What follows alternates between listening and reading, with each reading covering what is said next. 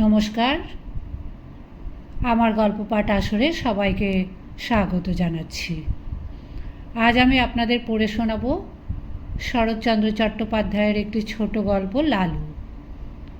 শরৎচন্দ্র চট্টোপাধ্যায় লালু নামে 3টি ছোট গল্প লিখেছিলেন।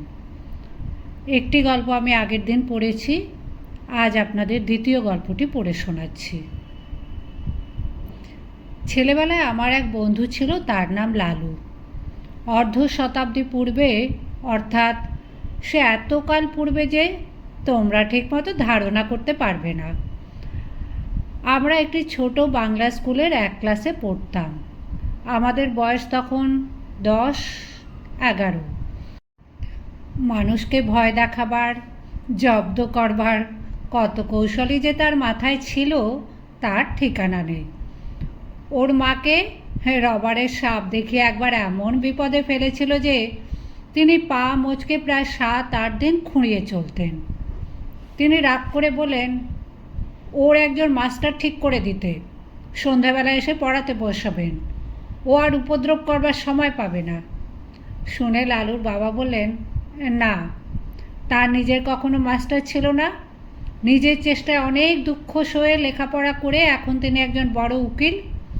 ইচ্ছে ছিল ছেলেও যেন তেমনি করেই বিদ্যা লাভ করে, কিন্তু শর্ত হলো এই যে, যেবার লালু ক্লাসের পরীক্ষায় প্রথম না হতে পারবে তখন থেকে থাকবে ওর বাড়িতে পড়ানোর টিউটার। সে যাত্রায় লালু পরিত্রাণ পেলে, কিন্তু মনে মনে রইল ওর মার ওপরে চোটে, কারণ উনি তার ঘাড়ে মাস্টার চাপানোর চেষ্টায় ছিলেন।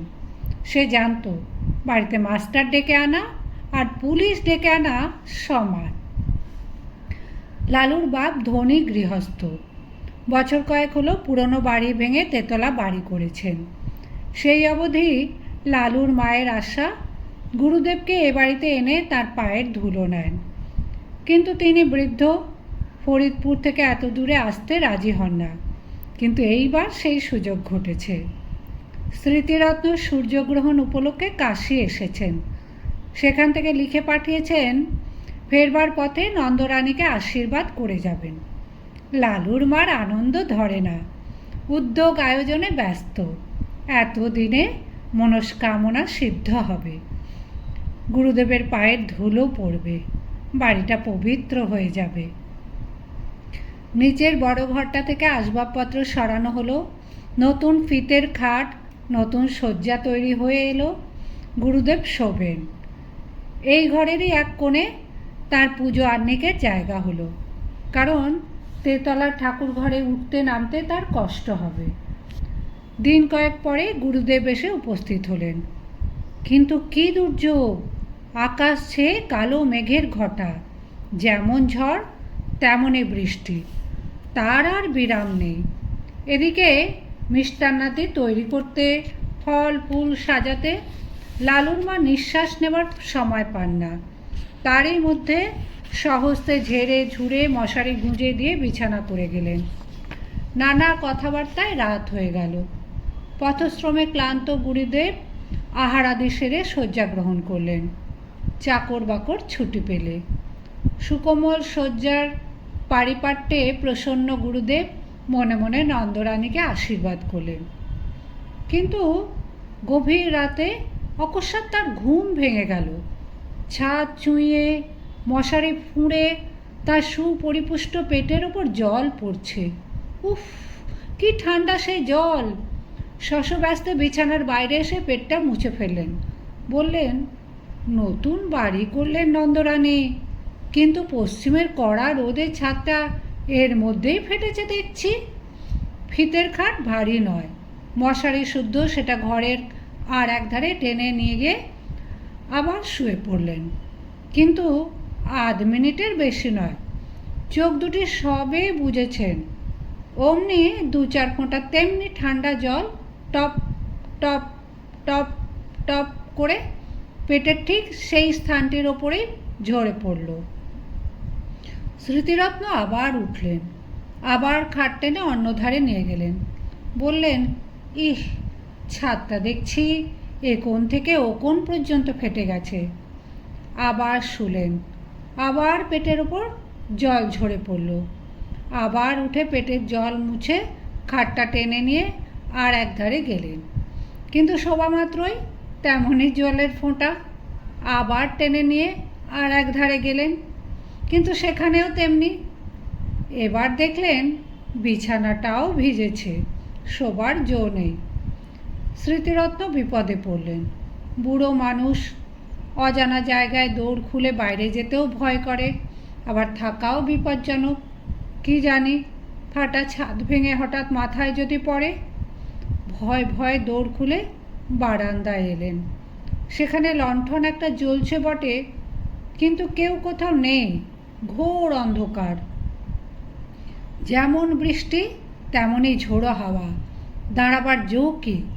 কোথায় চাকর বাকর, কোন ঘরে শোয় তারা, কিছুই জানেন না তিনি। চেঁচিয়ে ডাকলেন, কিন্তু কারো সাড়া মিলল না। একধারে একটা বেঞ্চি ছিল, লালুর বাবার গরিব মক্কেল যারা তারাই এসে বসে। গুরুদেব অগত্যা তাতেই বসলেন। আত্মমর্যাদার যথেষ্ট লাঘব হলো। অন্তরে অনুভব করলেন, কিন্তু উপায় কি? উত্তরে বাতাসে বৃষ্টির ছাঁটের আমেজ রয়েছে, শীতে গা শিরশির করে। কোঁচার খুঁটটা গায়ে জড়িয়ে নিয়ে পা দুটি যথাসম্ভব ওপরে তুলে যথাসম্ভব আরাম পাবার আয়োজন করে নিলেন। নানাবিধ শ্রান্তি ও দুর্বিপাকে দেহ অবশ, মন তিক্ত, ঘুমে চোখের পাতা ভারাতুর। অনভ্যস্ত গুরুভোজন ও রাত্রি জাগরণে দু একটা অম্ল উদ্গারের আভাস দিলে। উদ্বেগের অবধি রইল না। হঠাৎ এমনি সময় অভাবনীয় নতুন উপদ্রব। পশ্চিমের বড় বড় মশা দুই কানের পাশে এসে গান জুড়ে দিলে। চোখের পাতা প্রথমে সাড়া দিতে চায় না, কিন্তু মন শঙ্কায় পরিপূর্ণ হয়ে গেল। কি জানি এরা সংখ্যায় কত? মাত্র মিনিট দুই। অনিশ্চিত নিশ্চিত হলো। গুরুদেব বুঝলেন সংখ্যায় এরা অগণিত। সে বাহিনীকে উপেক্ষা করে বিশ্বে এমন বীরপুরুষ কেউ নেই। যেমন তার জুলুনি তেমনি তার চুলকুনি। স্মৃতিরত্ন দ্রুত স্থান ত্যাগ করলেন, কিন্তু তারা সঙ্গ নিলে। ঘরের মধ্যে জলের জন্য যেমন, ঘরের বাইরে মশার জন্য তেমন। হাত পায়ের নিরন্তর আক্ষেপে, গামছার সঘন সঞ্চালনে কিছুতেই তাদের আক্রমণ প্রতিহত করা যায় না। স্মৃতিরত্ন এপাশ থেকে ওপাশে ছুটে বেড়াতে লাগলেন। শীতের মধ্যেও তার গায়ে ঘাম দিলে। ইচ্ছে হলো ডাক ছেড়ে চেঁচান, কিন্তু নিতান্ত বালকোচিত হবে ভেবে বিরত রইলেন। কল্পনায় দেখলেন নন্দরানীর সুকোমল শয্যায় মশারির মধ্যে আরামে নিদ্রিত। বাড়ির যে যেখানে আছে পরম নিশ্চিন্তে সুপ্ত। শুধু তার ছুটোছুটিরই বিরাম নেই। কোথাকার ঘড়িতে 4টে বাজল। বললেন, কামড়া বেটারা, যত পারিস কামড়া, আমি আর পারিনি। বলেই বারান্দার একটা কোণে পিঠের দিকটা যতটা সম্ভব বাঁচিয়ে ঠেস দিয়ে বসে পড়লেন।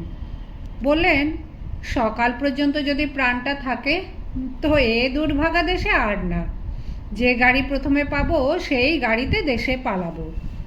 কেন যে এখানে আসতে মন চাইতো না তার হেতু বোঝা গেল। দেখতে দেখতে সর্বসন্তাপ হর নিদ্রায় তার সারা রাত্রির সকল দুঃখ মুছে দিলে। স্মৃতিরত্ন অচেতন প্রায় ঘুমিয়ে পড়লেন। এদিকে নন্দরানী ভোর না হতেই উঠেছেন। গুরুদেবের পরিচর্যায় লাগতে হবে। রাত্রে গুরুদেব জলযোগ মাত্র করেছেন, যদিচ তা গুরুতর, তবু মনের মধ্যে ক্ষোভ ছিল। খাওয়া তেমন ভালো হয় নাই। আজ দিনের বেলা নানা উপচারে তা ভরিয়ে তুলতে হবে। নিচে নেমে এলেন, দেখেন দৌড় খোলা। গুরুদেব তার আগে উঠেছেন ভেবে একটু লজ্জা বোধ হলো। ঘরের মধ্যে মুখ বাড়িয়ে দেখেন তিনি নেই। কিন্তু এ কি ব্যাপার? দক্ষিণ দিকের খাট উত্তর দিকে। তার ক্যাম্বিসের ব্যাগটা জানলা ছেড়ে মাঝখানে নেমেছে। কোষাকুষি, আসন প্রভৃতি পূজান্নিকের জিনিসপত্রগুলো সব এলোমেলো, স্থানভ্রষ্ট। কারণ কিছুই বুঝলেন না। বাইরে এসে চাকরদের ডাকলেন। তারা কেউ তখনও ওঠেনি। তবে একলা গুরুদেব গেলেন কোথায়? হঠাৎ দৃষ্টি পড়ল, ওটা কি? এক কোণে আলো অন্ধকারে মানুষের মতো কি একটা বসে না? সাহসে ভর করে একটু কাছে গিয়ে ঝুঁকে দেখেন তার গুরুদেব। অব্যক্ত আশঙ্কায় চেঁচিয়ে উঠলেন, ঠাকুরমশাই, ঠাকুরমশাই! ঘুম ভেঙে স্মৃতিরত্ন চোখ মেলে চাইলেন, তারপরে ধীরে ধীরে সোজা হয়ে বসলেন। নন্দরানী ভয়ে, ভাবনায়, লজ্জায় কেঁদে ফেলে জিজ্ঞাসা করলেন, ঠাকুরমশাই, আপনি এখানে কেন? স্মৃতিরত্ন উঠে দাঁড়িয়ে বলেন, সারা রাত দুঃখের আর পার ছিল না যে মা। কেন বাবা? নতুন বাড়ি করেছ বটে মা, কিন্তু ছাদ কোথাও আর আস্ত নেই। সারা রাতের বৃষ্টি বাদল বাইরে তো পড়েনি, পড়েছে আমার গায়ের ওপর। খাট টেনে যেখানে নিয়ে যাই সেখানেই পড়ে জল। পাছে ছাদ ভেঙে পড়ে মাথায়, পালিয়ে এলাম বাইরে, কিন্তু তাতেই কি রক্ষা আছে মা? পঙ্গপালের মতো ডাঁশ মশা ঝাঁকে ঝাঁকে সমস্ত রাত্রি যেন ছুবলে খেয়েছে। এধার থেকে ছুটে ওধার যাই, আবার ওধার থেকে ছুটে এধারে আসি। গায়ের অর্ধেক রক্ত বোধ করি আর নেই মা। বহু প্রয়াস, বহু সাধ্য সাধনায় ঘরে আনা বৃদ্ধ গুরুদেবের অবস্থা দেখে নন্দরানীর দুচোখ অশ্রু সজল হয়ে উঠল। বললেন, কিন্তু বাবা, বাড়িটা যে তেতলা, আপনার ঘরের ওপর আরও যে দুটো ঘর আছে, বৃষ্টির জল তিনটে ছাদ ফুঁড়ে নামবে কি করে? কিন্তু বলতে বলতেই তাঁর সহসা মনে হলো, এ হয়তো ওই শয়তান লালুর কোনো রকম শয়তানি বুদ্ধি।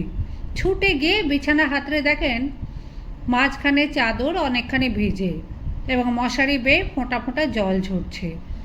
তাড়াতাড়ি নামিয়ে নিয়ে দেখতে পেলেন ন্যাকড়ায় বাঁধা এক চাঙড় বরফ।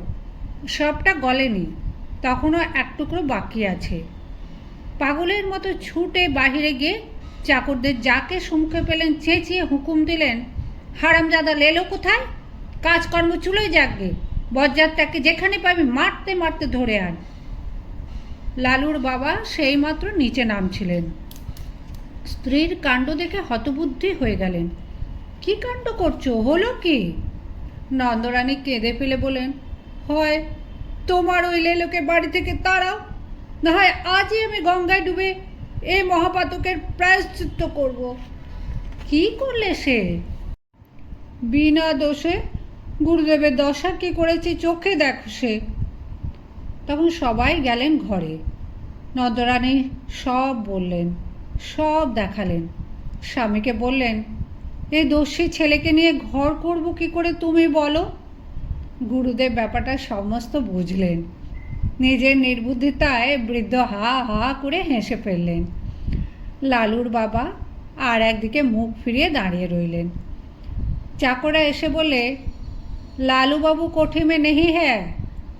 আর একজন এসে জানালে সে মাসিমার বাড়িতে বসে খাবার খাচ্ছে।